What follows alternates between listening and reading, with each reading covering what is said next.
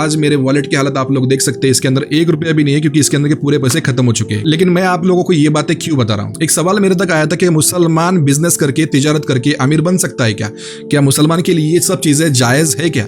बिल्कुल जायज है भाई, हर कोई अमीर बनना चाहता है, आपका भाई भी अमीर बनना चाहता है। मैं अल्लाह से ये दुआ करूंगा कि अल्लाह ताला मेरे वॉलेट को और बैंक अकाउंट को पूरी तरह से पैसों से भर दे। लेकिन माल की मोहब्बत अगर अल्लाह की मोहब्बत से ऊपर हो जाए तो वो माल नुकसान देने वाला हो सकता है नहीं होगा। एक सहाबी रजी अल्लाह ताला अन्हु थे जो अगर आज जिंदा होते तो उनकी जो दौलत है वो एलोन मस्क से कई गुना ज्यादा होती। ना मिलियन होती ना बिलियन होती, बल्कि मल्टी ट्रिलियन डॉलर्स होती। आप सुनकर हैरान हो जाओगे, इतनी दौलत वो भी एक सहाबी रजी अल्लाह ताला अन्हु के पास। बिल्कुल सही सुना आप लोगों ने। अगर अल्लाह देने के ऊपर आए तो क्या कुछ नहीं हो सकता। इसलिए तो मैंने भी दुआ मांगी कि अल्लाह मेरी भी दुआ को कबूल कर लेगा। आमीन जरूर लिखना। अल्लाह ने उन्हें इतना ज़हीन बनाया था कि वो बेहतरीन तिजारत करने वाले यानी कि ताजिर बने, लेकिन वो पक्के मुसलमान भी थे जिन्होंने अपनी दौलत को, अपने माल को इस्लाम के लिए कुर्बान कर दिया। मैंने पहले ही बताया कि माल जो है ना उनके हाथ का मैल था, लेकिन माल की मोहब्बत उनके दिल में बिल्कुल भी नहीं थी, क्योंकि उनके दिल में तो अल्लाह की मोहब्बत थी, इस्लाम की मोहब्बत थी। इसलिए तो उन्होंने अपने माल को अल्लाह के रास्ते में कुर्बान कर दिया। इसलिए कभी भी माल की मोहब्बत अल्लाह की मोहब्बत से ज्यादा नहीं होनी चाहिए। जब ये ज्यादा हो जाती है तो वो माल नुकसान देने वाला होता है। और उस सहाबी रजी अल्लाह ताला अन्हु का नाम था अब्दुर्रहमान बिन औफ रजी अल्लाह ताला अन्हु। इस्लाम की हिस्ट्री इस बात की गवाही देती है कि जब उनका कारवां मदीना की गलियों के अंदर दाखिल होता तो मदीना की गलियों की जमीन हिलने लग जाती। उनका कारवां इतना बड़ा होता कि जब उनकी पहली ऊंटनी मदीना के अंदर दाखिल होती तब उनकी आखिरी ऊंटनी मुल्क शाम में होती। और मदीना से लेके मुल्क शाम तक का डिस्टेंस है 1000 किलोमीटर से ज्यादा। सुभान अल्लाह।